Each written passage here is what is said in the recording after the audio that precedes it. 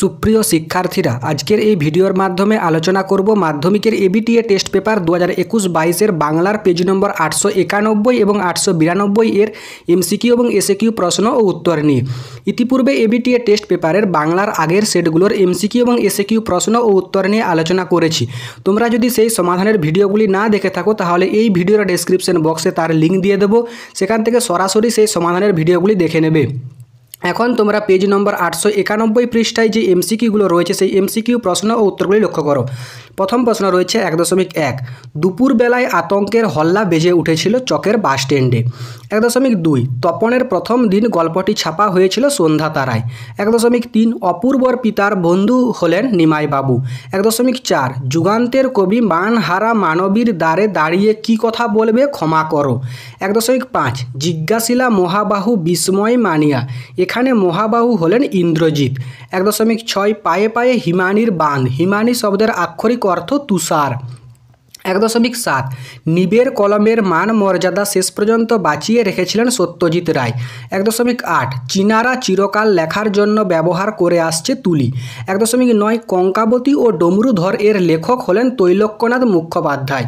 1.10 বাংলায় সম্বোধন পদ সাধারণত বিভক্তিহীন হয়।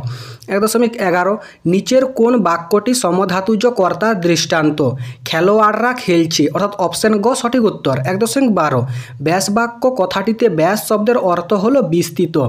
1.13 কৃত্তিবাস রামায়ণ রচনা করেন। চিহ্নিত পদটি যে সমাসের উদাহরণ তা হলো তৎপুরুষ সমাস।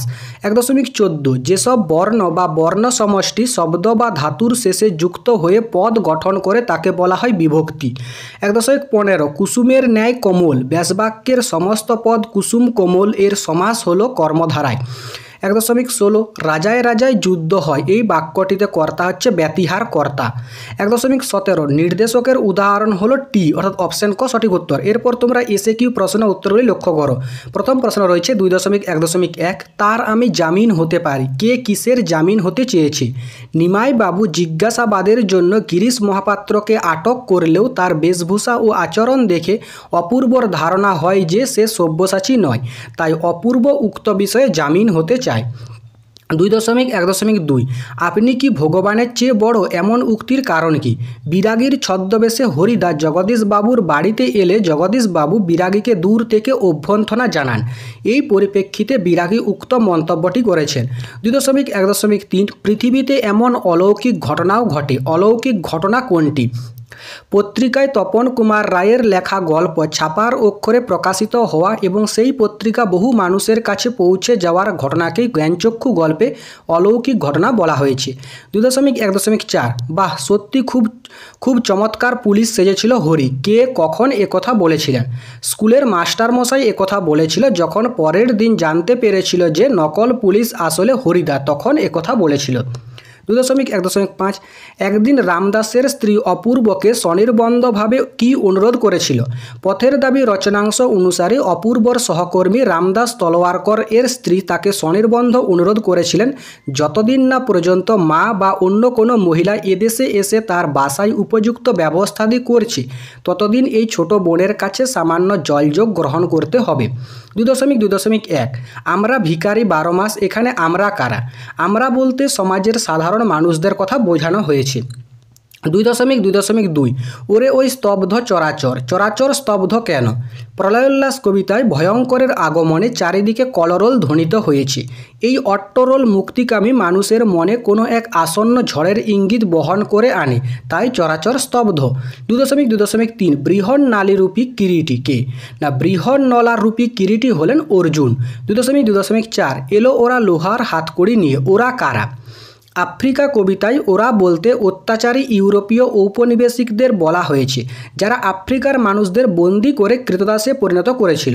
2.2.5 তারা আর স্বপ্ন দেখতে পারল না, তারা বলতে কাদের কথা বলা হয়েছে? অসুখী একজন কবিতা থেকে গৃহীত তারা আর স্বপ্ন দেখতে পারল না, এখানে তারা বলতে শান্ত হলুদ দেবতাদের কথা বলা হয়েছে। 2.3.1 যন্ত্রটা এক ধরনের পেন্সিল শার্পনারের মতো। কোন যন্ত্রের কথা বলা হয়েছে?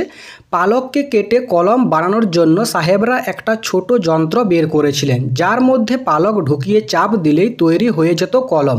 সেই কথাই বলা হয়েছে।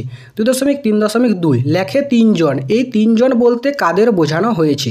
এই তিনজন বলতে কালি, কলম, মন এদের বোঝানো হয়েছে। 2.3.3 তাতে আমার লিখে সুখ নেই কেন? যদি কোনো কারণে কলম নিয়ে যেতে লেখক ভুলে যায়, তবে যদি কারু কাছে গলা শুকনো ভোতা মুখ একখানা জোটে, তাতে লিখে লেখকের সুখ নেই। 2.3.4 তাকে আরও দামি, আরও পোক্ত করা হতো কিভাবে? সোনা ও প্লাটিনাম দিয়ে তাকে আরও দামি ও আরও পোক্ত করা হতো। পরের প্রশ্ন রয়েছে 2.4.1 তির্যক বিভক্তি কাকে বলে? উদাহরণ দাও। যে বিভক্তি একাধিক কারকে প্রযুক্ত হয় তাকে তির্যক বিভক্তি বলে, যেমন এ বিভক্তি।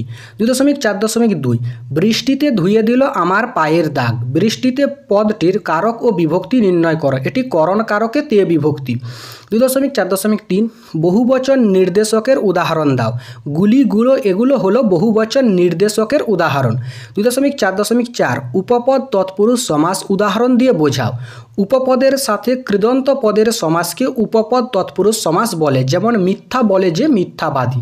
2.4.5 দ্বিগু সমাস কাকে বলে? উদাহরণ দাও।